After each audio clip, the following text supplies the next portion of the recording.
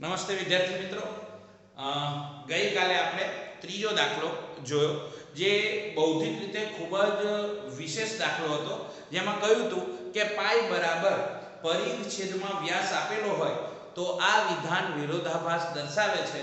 તો તમે તેને કેવી રીતે સરળ બનાવશો અથવા રજૂઆત કેવી રીતે કરશો કે આ વિધાન સાચું છે તે આપણે જોયું હતું. કે વિરોધાભાસ કઈ બાબતનો છે તો આપણે જોયું હતું કે પાઈ અસમય સંખ્યા છે અને એની સામે પરિઘ છેદમાં વ્યાસ લખીએ ત્યારે એ p છેદમાં q સ્વરૂપમાં દર્શાવાય છે, તેથી તે સમય છે. તો આ બાજુ પાઈ અસમય છે અને આ સમય છે, તેથી આ એક વિરોધાભાસ હતો.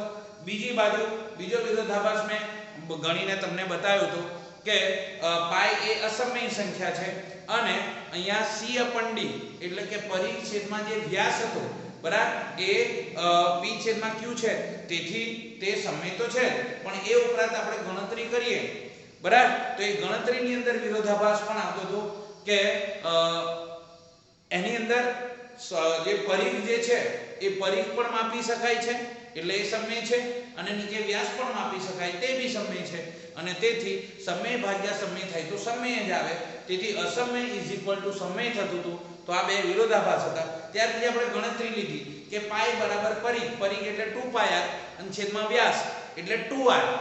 તો અહીંયા 2r ઉડી જતા હતા તો બંને પાઈ બરાબર પાઈ આવતા હતા, તેથી વિધાન સાચું બનતું હતું. અને ત્રીજી કન્ડિશનની અંદર આપણે જોયું હતું કે પાઈ બરાબર c/d ની અંદર જો જોઈએ તો c અને d એ બંનેમાંથી આ વિધાન ત્યારે જ સાચું બની શકે જ્યારે કાં તો c એટલે કે પરિઘ અસમય હોય અથવા વ્યાસ અસમય હોય અથવા પરિઘ અને વ્યાસ બંને અસમય હોય તો વિધાન સાચું જ બને છે. તો એ ગઈકાલે જોયું. હવે આજે નવો મુદ્દો ભણવાના છે જેનું નામ છે સમયીકરણ. મિત્રો, અસમય જે સંખ્યા છે એ અસમય સંખ્યાને આપણે સંખ્યા રેખા પર દર્શાવવી હોય તો આપણે પાયથાગોરસનો પ્રમેયનો ઉપયોગ કર્યો અને ભૌમિતિક રીતે સંખ્યા રેખા ઉપર કેવી રીતે અસમય સંખ્યા દર્શાવી શકાય તે આપણે જોયું. પરંતુ જ્યારે આ અસમય સંખ્યામાં p છેદમાં q સ્વરૂપમાં હોય અને તેનો છેદ q એ અસમય હોય તો એ પરિસ્થિતિમાં તેને સંખ્યા રેખા પર દર્શાવવું ખૂબ જ અઘરું બની જાય છે. તેથી p છેદમાં q સ્વરૂપમાં જે અસમય સંખ્યામાં જો q અસમય હોય તો એને સમય બનાવી દેવામાં આવે તો તેને આપણે સરળતાથી સંખ્યા રેખા ઉપર દર્શાવી શકીએ છીએ. તેથી છેદમાં રહેલા q ને એટલે કે અસમય સંખ્યાને સમય બનાવવા માટે તેને જે નિશ્ચિત સંખ્યા વડે ગુણવામાં આવે તે નિશ્ચિત સંખ્યાને સમયકારક અવયવ કહે છે. અને આ સમયકારક અવયવ જે મેળવીએ છે ત્યારે છેદ q ને જે અસમયકારક અવયવ વડે ગુણવાથી આપણને સમય સંખ્યા મળે છે. આ સમગ્ર પ્રક્રિયાને સમયીકરણની પ્રક્રિયા કહે છે. પરિણામે આપણે સરળતાથી સંખ્યા રેખા પર આવી સંખ્યાઓ દર્શાવી શકીએ છીએ. તો મિત્રો, આનું અસ્તિત્વ સંખ્યા રેખા પર દર્શાવવાથી આવ્યું હતું. તો સમયીકરણ એટલે શું? તો કે અસમય સંખ્યાને જે સંખ્યા સાથે ગુણવાથી તે સમય બનતી હોય તો તે પ્રક્રિયાને સમયીકરણ કહે છે અને તે સંખ્યાને સમયકારક અવયવ કહે છે. તો મિત્રો, હવે આપણે સમયીકરણનો ખ્યાલ સમજીશું. તો અસમય સંખ્યાને સંખ્યા રેખા પર દર્શાવવા, ખાસ ધ્યાન રાખજો, અસમય સંખ્યાને સંખ્યા રેખા પર દર્શાવવા પાયથાગોરસ પ્રમેયનો ઉપયોગ કરવામાં આવે છે. પરંતુ જ્યારે p છેદમાં q સ્વરૂપમાં છેદ q એ અસમય હોય ત્યારે તેને સંખ્યા રેખા પર દર્શાવવું અઘરું પડે છે. પરંતુ જો છેદ q ને સમય બનાવી દેવામાં આવે તો તેને સંખ્યા રેખા પર સરળતાથી દર્શાવી શકાય છે. તેથી છેદ q ને સમય બનાવવા માટે અંશ અને છેદને જે સંખ્યા વડે ગુણવામાં આવે તેને સમયકારક બરાબર જે સંખ્યા વડે ગુણવામાં આવે છે તે સંખ્યાને સમયકારક અવયવ કહે છે બરાબર. અને તે પ્રક્રિયાને સમયીકરણ કરે. દાખલા તરીકે 1 છેદમાં વર્ગમૂળમાં 2 લઈ લઈએ તો છેદમાં વર્ગમૂળ 2 એ કેવી સંખ્યા છે? અસમય સંખ્યા છે અને છેદમાં વર્ગમૂળ 2 છે, તેથી તેને સંખ્યા રેખા પર દર્શાવવી અઘરી પડે છે. હવે આ છેદમાં રહેલી અસમય સંખ્યાને સમય બનાવવા માટે શું કરીશું? તો કે વર્ગમૂળ 2 છે તો કોઈ એક સંખ્યા હોય ને વર્ગમૂળમાં હોય તો તેને જો સમય બનાવી હોય તો તેની તે જ સંખ્યા વડે ગુણવું પડે. તેથી અંશ અને છેદ બંનેને વર્ગમૂળ 2 વડે ગુણીશું. તો 1 છેદમાં વર્ગમૂળ 2 તો 1 ને પણ વર્ગમૂળ 2 વડે ગુણી અને વર્ગમૂળ 2 ગુણ્યા વર્ગમૂળ 2 આવશે અને વર્ગમૂળ 2 ગુણ્યા વર્ગમૂળ 2 નો વર્ગ આવશે. હવે વર્ગમૂળ 2 નો વર્ગમૂળ 2 પણ વર્ગમૂળ 2 નો વર્ગ કરીશું તો 2 આવી ગયા. તો આ બે કેવી સંખ્યા છે? સમય સંખ્યા છે. તો આખી જે પ્રક્રિયા છે એને સમયકરણ કહેવાય. અને કોના વડે ગુણીએ આપણે બંનેને? વર્ગમૂળ 2 વડે. તો આ વર્ગમૂળ 2 એ આપણો સમયકારક અવયવ ગણાશે. તો જ્યારે એક સંખ્યા હોય તો તેની તે સંખ્યા વડે ગુણવાથી પણ તે સમય બને છે. એવી જ રીતે બીજી સંખ્યા લઈએ મિત્રો 3/5. હવે અહીંયા 3 છે ને એ સમય છે અને વર્ગમૂળ 5 છે એ અસમય છે. હવે આ વર્ગમૂળ 5 ને સમય કરવા હોય તો વર્ગમૂળ 5 વડે ગુણવા પડે, પણ અંશ અને છેદ બંને વડે ગુણીશું. તો 3/5 આપેલા છે તો મારે આને સમય કરવા છે. આ સમય છે, સમય કરવા હોય તો વર્ગમૂળ 5 વડે ગુણ્યા તો જેના વડે ગુણીએ એને આપણે સમયકારક અવયવ કહીશું. તો 3 ગુણ્યા વર્ગમૂળમાં 5 3 વર્ગમૂળમાં 5 થશે અને વર્ગમૂળ 5 ગુણ્યા વર્ગમૂળમાં 5 તો વર્ગમૂળ 5 વર્ગમૂળ 5 નો વર્ગ. તો 3 ગુણ્યા વર્ગમૂળમાં 3 વર્ગમૂળ 5 અને વર્ગમૂળ 5 નો વર્ગ 5. તો આ 5 જે છે એ હવે સમય થઈ ગયો. બરાબર. તો આ રીતે છેદને સમય કરવા માટે અસમયમાંથી સમય બનાવવા માટે સમીકરણનો ઉપયોગ થાય છે. પરંતુ મિત્રો જ્યારે બે પદ આપેલા હોય, બરાબર, છેદમાં અસમય સંખ્યામાં બે પદ હોય તો શું કરવું? તો 1/વર્ગમૂળમાં 3 + 1. હવે અહીંયા દેખીએ તો આ અસમય સંખ્યા છે. હવે જો આપણે આને સમય બનાવી હોય તો આ વર્ગમૂળ 3 + 1 છે તો આપણે એની વિરોધી વર્ગમૂળ 3 - 1 વડે ગુણીશું. તો અંશ અને છેદમાં વર્ગમૂળમાં 3 - 1 વડે ગુણવાના છે. તો 1/વર્ગમૂળમાં 3 + 1 ગુણ્યા વર્ગમૂળમાં 3 - 1 અને વર્ગમૂળમાં 3 - 1. દેખ્યું?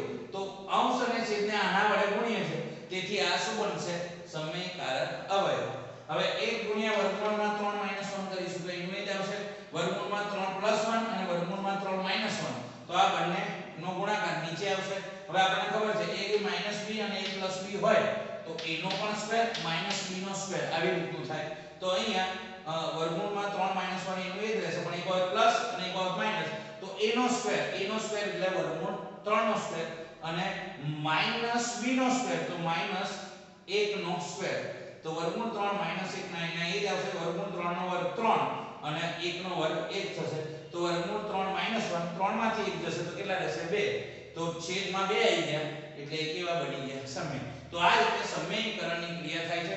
મિત્રો આ લખેલું નથી, બરાબર. પહેલા મેં વિડિયો બનાવ્યો ત્યારે પહેલેથી લખ્યું હતું, પરંતુ વિડિયો એટલો બ્લર આવ્યો કે દેખાતો જ નથી એટલે ફરીથી લખેલા ઉપર જ વિડિયો બનાવી દીધેલ છે. તો હવે આપણે પાઠ્યપુસ્તકના દાખલા જોઈશું.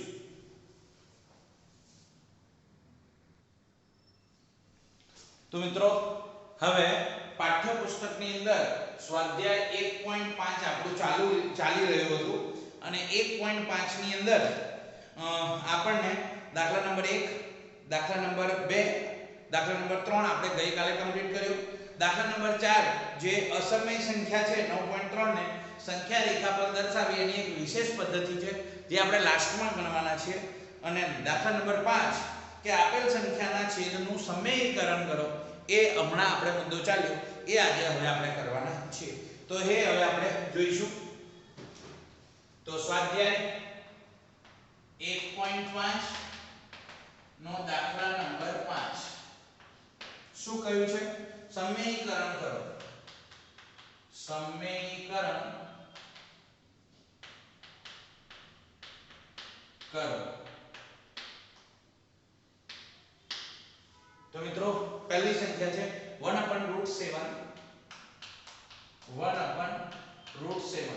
હવે છેદમાં વર્ગમૂળ 7 છે તો સમય બનાવવા માટે એ વર્ગમૂળ 7 ને વર્ગમૂળ 7 વડે ગુણવા પડશે. એટલે આપણે લખીશું અંશ અને છેદને વર્ગમૂળ 7 વડે ગુણતા. તો શું આવશે? 1/√7 છે તો અંશને પણ વર્ગમૂળ 7 વડે અને છેદને પણ વર્ગમૂળ 7 વડે ગુણવાનું છે. તો 1 ગુણ્યા વર્ગમૂળમાં 7 તો વર્ગમૂળમાં 7 થશે. છેદમાં વર્ગમૂળમાં 7 ગુણ્યા વર્ગમૂળમાં 7 તો વર્ગમૂળ 7 આખાનો સ્ક્વેર થશે. આવી રીતનું થઈ શકે, બરાબર. તો શું થશે? વર્ગમૂળ 7 ના વર્ગમૂળ 7 રહેશે અને વર્ગમૂળ 7 નો વર્ગ કરીશું તો 7 આવશે. તો આ રીતે એને આપણે સમયકરણ કરી શકીએ. બીજી સંખ્યા આપેલી છે 1 છેદમાં વર્ગમૂળમાં 7 માઈનસ વર્ગમૂળમાં 6 આવી રીતનું આપ્યું છે.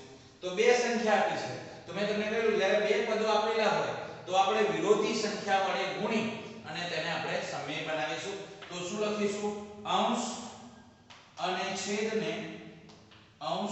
છેદને કેટલા વડે ગુણીશું? √7 માઈનસ √6 વડે ગુણવાને બદલે શું ગણીશું? વર્ગમૂળમાં 7 આ માઈનસ છે તો પ્લસ વર્ગમૂળમાં 6 વડે ગુણતા. તો માઈનસ હોય તો પ્લસ વડે ગુણવાનું, પ્લસ હોય તો માઈનસ વડે. તો 1 છેદમાં વર્ગમૂળમાં 7 માઈનસ વર્ગમૂળમાં 6 આપેલું છે એને ગુણીશું હવે કેટલા વડે? વર્ગમૂળમાં 7 પ્લસ વર્ગમૂળમાં 6 અને છેદમાં ગુણ્યા તો અંશમાં પણ એટલા જ વડે વર્ગમૂળમાં 7 પ્લસ વર્ગમૂળમાં 6. બરાબર. તો મિત્રો આ રીતે આપણે કામ શરૂ કરીશું. હવે ગુણાકાર કરીશું તો 1 ગુણ્યા વર્ગમૂળમાં 7 પ્લસ વર્ગમૂળમાં 6 તો વર્ગમૂળમાં 7 પ્લસ વર્ગમૂળમાં 6 જ આવશે. 1 નો ગુણાકાર આની સાથે કરીશું તો એ જ આવશે, પરંતુ છેદમાં 2 છે, એક વખત માઈનસ એક વખત પ્લસ. તો આપણને ખબર છે a માઈનસ b અને a પ્લસ b હોય તો આપણે a નો પણ સ્ક્વેર કરીએ છીએ માઈનસ b નો સ્ક્વેર. તો આપણી માટે a કોણ થશે? વર્ગમૂળમાં 7. તો છેદમાં લખીશું વર્ગમૂળ 7 નો પણ વર્ગ માઈનસ કોણ છે? વર્ગમૂળ 6 તો વર્ગમૂળ 6 નો પણ સ્ક્વેર. તો વર્ગમૂળમાં 7 પ્લસ વર્ગમૂળમાં 6 આખાના છેદમાં વર્ગમૂળમાં 7 નો વર્ગ થશે તો 7 આવશે, વર્ગમૂળ 6 નો વર્ગ થશે તો 6 આવશે. તો વર્ગમૂળમાં 7 પ્લસ વર્ગમૂળમાં 6 7 માંથી 6 જશે તો 1 આવશે. તો આ રીતે આપણે એને ગણી શકીશું. ત્યાર પછી મિત્રો ત્રીજો દાખલો અંદર આપેલો છે 1 છેદમાં વર્ગમૂળમાં 5 વત્તા વર્ગમૂળમાં 2. તો અહીંયા પ્લસ આપેલું છે તો માઈનસ વડે ગુણીશું. તો શું લખીશું? અંશ અને છેદને વર્ગમૂળમાં 5 માઈનસ વર્ગમૂળમાં 2 વડે ગુણતા. બરાબર. તો શું કરીશું? 1 છેદમાં વર્ગમૂળમાં 5 પ્લસ વર્ગમૂળમાં 2 છે તો અંશ છેદને કેટલા વડે ગુણવાના? માઈનસ વડે. તો વર્ગમૂળ 5 માઈનસ વર્ગમૂળમાં 2 અને વર્ગમૂળમાં 5 પ્લસ વર્ગમૂળમાં 2. ત્યાર પછી મિત્રો એક જોડે આને ગુણવાનું હોય તો 1 ગુણ્યા તો વર્ગમૂળમાં 5 માઈનસ વર્ગમૂળમાં 2 આખાના છેદમાં એક વખત પ્લસ એક વખત સોરી અહીંયા માઈનસ લખવાનું હોય. બરાબર. તો એક પ્લસ છે એક માઈનસ છે તો આપણને આ સૂત્ર લઈ લેવાનું. એક માઈનસ ને પ્લસ હોય તો a નો સ્ક્વેર માઈનસ b નો સ્ક્વેર. તો આપણી માટે આ a છે આ b છે તો a નો સ્ક્વેર એટલે વર્ગમૂળ 5 નો સ્ક્વેર અને b નો સ્ક્વેર એટલે વર્ગમૂળ 2 નો સ્ક્વેર. આવું થશે. તો ઉપર તો એઝ ઇટ ઇઝ જ રહેશે વર્ગમૂળમાં 5 માઈનસ વર્ગમૂળમાં 2 પણ નીચે વર્ગમૂળ 5 નો વર્ગ કરશો તો 5 આવશે અને વર્ગમૂળ 2 નો વર્ગ કરશો તો 2 આવશે. તો જવાબ આવશે વર્ગમૂળમાં 5 માઈનસ વર્ગમૂળમાં 2. તો 5 માંથી 2 જશે તો આવશે 3. તો આ રીતના આપણે જવાબ મેળવી શકીશું. અને આપણે આવી રીતે લખી શકીએ કે છેદમાં 3 છે તો આને જવાબ સાહેબ બદલી લખવો હોય તો શું થશે? 1/3 બહાર કાઢ લો, 1/3 બહાર કાઢ લો તો અંદર કોણ રહેશે? વર્ગમૂળ 5 માઈનસ વર્ગમૂળમાં 2. વર્ગમૂળમાં 5 માઈનસ વર્ગમૂળમાં 2. તો આ રીતેનો જવાબ મેળવી શકાય. તો આ ત્રીજો દાખલો હતો. ત્યાર પછી ચોથો અને આખરી દાખલો છે અંદર. તો ચોથા દાખલામાં કહ્યું છે 1 છેદમાં વર્ગમૂળમાં 7 માઈનસ 2. તો આ રીતના સંખ્યા દર્શાવેલી છે. તો અહીંયા આ માઈનસ છે તો ગુણીશું કેટલા વડે? પ્લસ વડે. તો લખીશું અંશ અને છેદને વર્ગમૂળમાં 7 પ્લસ 2 વડે ગુણતા. આવી રીતનું થશે. તો શું કરીશું? સ્ટાર્ટ કરીશું. તો 1 છેદમાં વર્ગમૂળમાં 7 માઈનસ 2 ગુણીશું વર્ગમૂળમાં 7 પ્લસ 2 અને વર્ગમૂળમાં 7 પ્લસ 2. તો આ બંનેનો ગુણાકાર તો 1 ગુણ્યા વર્ગમૂળમાં 7 પ્લસ 2 તો વર્ગમૂળમાં 7 પ્લસ 2 નીચે એક માઈનસ ને પ્લસ છે તો વર્ગમૂળ 7 નો પણ વર્ગ થશે અને 2 નો પણ વર્ગ થશે.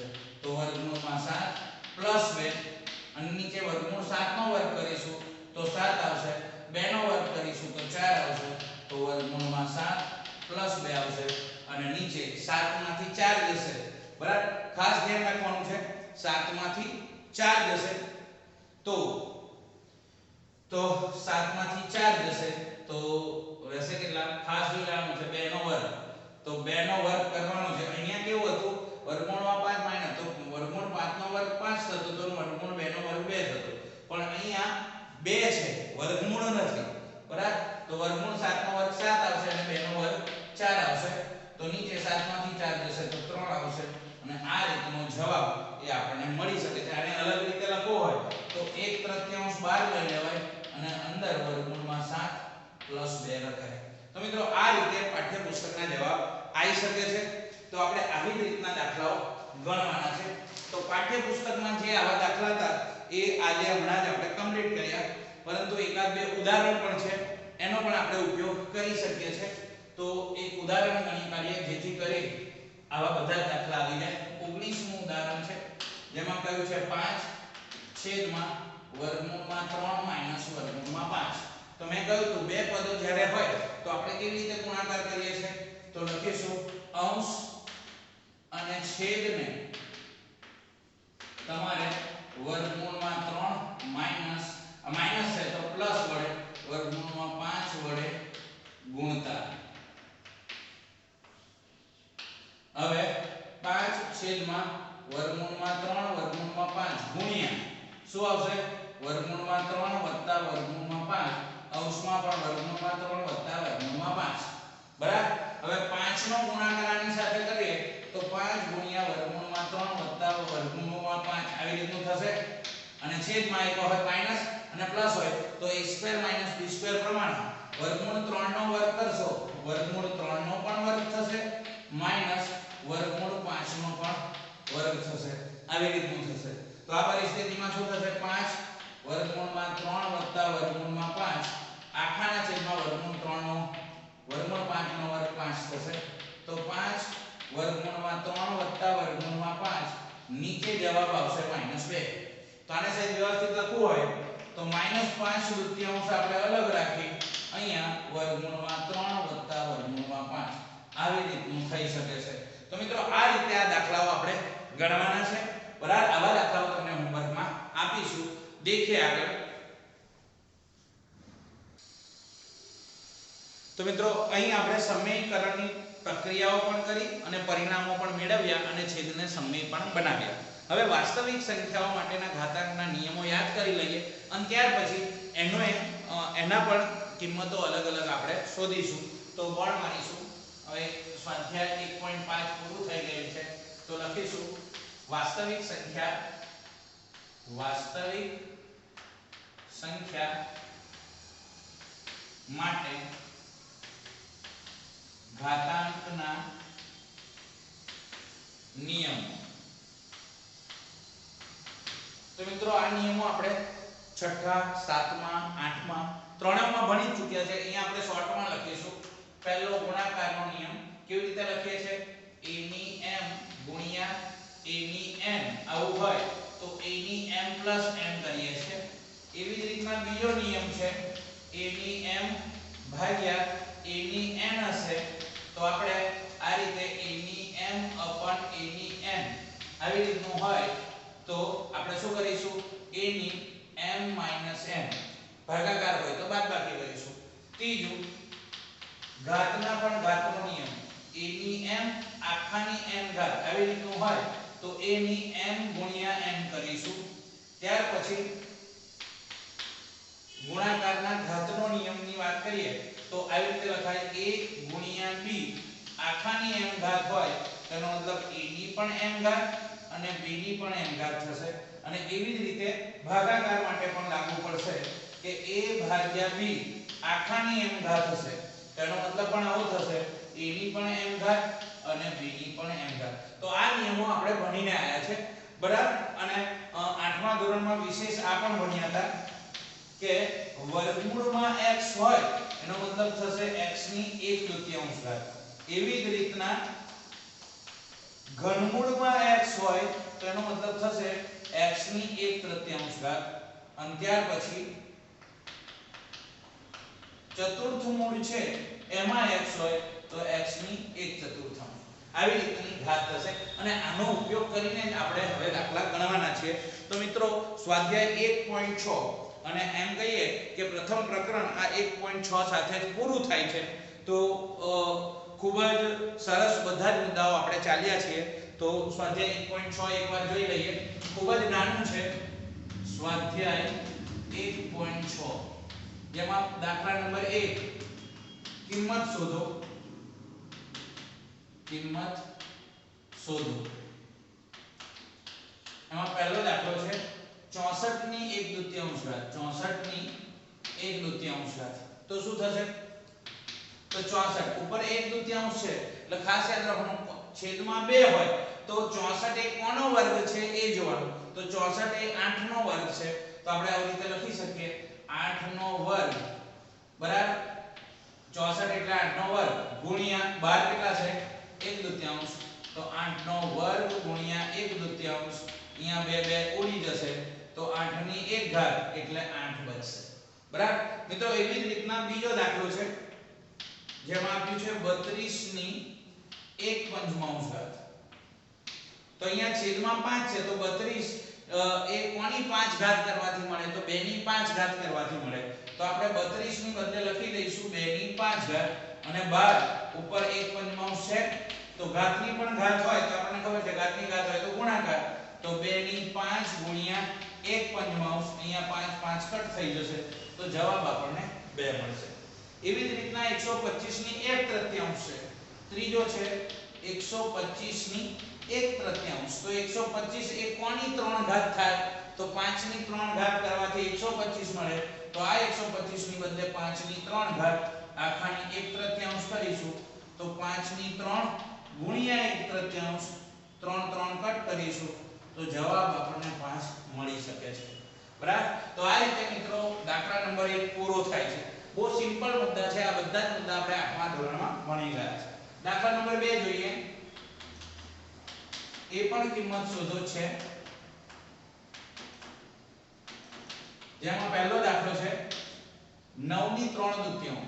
9 ની 3/2. તો મિત્રો છેદ જ જોવાનો આપણે. તો 2 છેદમાં કેટલા છે 2.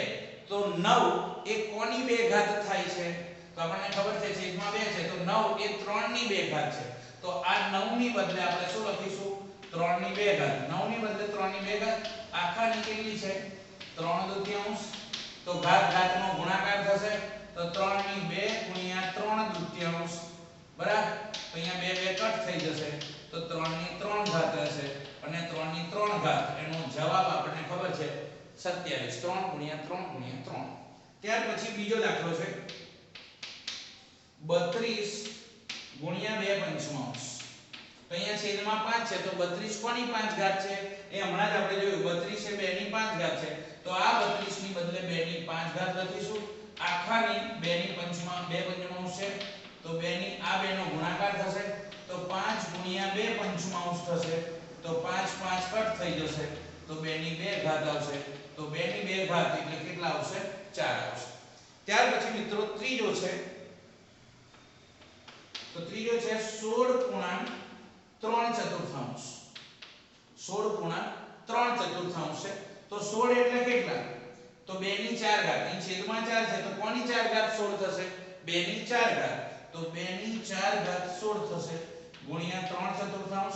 તો આ બેનો ગુણાકાર આવશે તો શું કરીશું? 2 ની 4 ગુણ્યા 3/4 આવી રીતનું આવશે. તો અહીંયા 4 4 કટ થઈ જશે ઉડી જશે તો 2 ની 3 ઘાત રહેશે. તો 2 ની 3 ઘાત એટલે 2 ગુણ્યા 2 ગુણ્યા 2 એટલે 8 આવશે. ત્યાર પછી ચોથો ને આખરી દાખલો 125 ની -1/3 આવી રીતનું છે. તો મિત્રો જ્યારે પણ ઘાત માઈનસ હોય તેને પ્લસ કરવા માટે આપણે છેદમાં લાવીએ છીએ. તો શું કરીશું? એને છેદમાં લઈ લઈશું તો 1/125 ની હવે -1/3 ની બદલે કેવા થઈ જશે? +1/3. બસ હમણાં સુધી જે કર્યું છે હવે અહીં 125 છે અને છેદમાં 3 છે તો કોની 3 ઘાત 125 થાય? તો હમણાં જ આપણે દેખ્યું હતું 125 એટલે કોની 3 ઘાત? 5 ની 3 ઘાત. તો આપણે 125 ની બદલે 5 ની 3 ઘાત લખીશું અને આખાની 1/3 આપણને આપેલા છે. બરાબર? તો સાદું રૂપ આપીશું 3 3 કટ થઈ જશે તો 1/5 આ આપણો ઉત્તર રહેશે. મિત્રો આ રીતે દાખલા નંબર 2 માં કિંમતો શોધી અને હવે છેલ્લો દાખલો છે સાદું રૂપ આપવાનું. તો દાખલા નંબર 3 સાદું રૂપ આપવાનું છે. તેમાં પહેલું 2 ની 2/3 ગુણ્યા 2 ની 1/5. તો અહીંયા તમે દેખશો કે બંનેના આધાર સરખા છે તો ઘાતોનો શું કરવું પડશે? સરવાળો. તો શું કરીશું?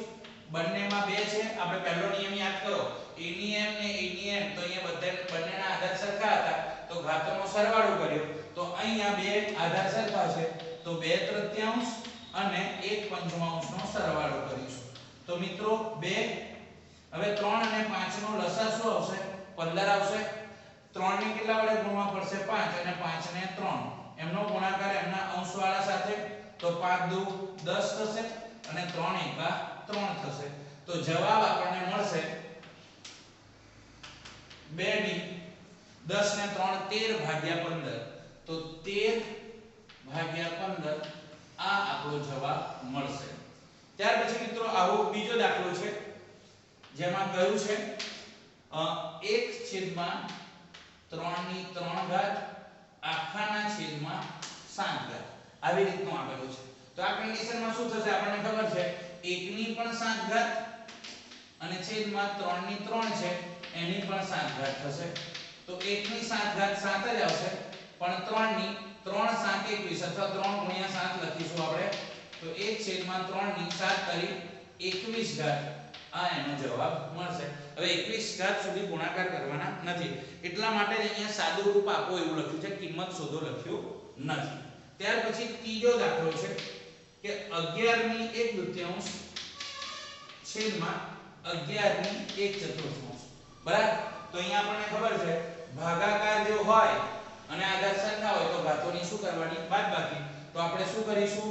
તો કે 11 ની 1/2 છે એમાંથી 1/4 બાદ કરીશું. તો શું આવશે? 11. 2 અને 4 નો લસા આવશે 4. 2 ને કેટલા વડે ગુણો તો 4 આવે? 2 વડે. અને 4 ને કેટલા વડે ગુણો તો 4 આવે? 1 વડે. તો એમનો ગુણાકાર એમના અંશ સાથે, 2 એકા 2 અને 1 એકા 1. તો 11 2 માંથી 1 જશે 1/4. તો આ રીતે 11 જે છે બરાબર સાદું રૂપ આપ્યું આપણે, ખ્યાલ આવી ગયો છે. 2 એકા 2 અને 1 એકા 1 લસા 4. તો 1/2 માંથી 1/4 કાઢે તો 1/4 જ વધે છે. અને મિત્રો સ્વાધ્યાયનો અંતિમ અને આખરી દાખલો આવી જશે આમાં. 7મો દાખલા નંબર 4. રકમ છે 7 ની 1/2 7 ની 1/2 ગુણ્યા 8 ની પણ 1/2. બરાબર. તો અહીંયા આપણે આ પરિણામ દેખ્યું છે કે બંનેની સરખી ઘાત હોય તો આપણે a ગુણ્યા b કરીને પણ ઘાત લખી શકીએ છે. તો આપણે અહીંયા બંનેની ઘાત સરખી છે તો આવું લખાય 7 ગુણ્યા 8 આખાની 1/2 થાય એટલે 7 8 56 એની 1/2 થશે. તો આ રીતે આ દાખલો ગણી શકાશે. તો મિત્રો અહીંયા આપણું આખું પ્રકરણ પૂરું થાય છે. રિવિઝન માટેના દાખલાઓ આજે આપી દેવામાં આવશે. તો આજે આટલા રાખીએ છીએ. નમસ્તે, જય હિન્દ.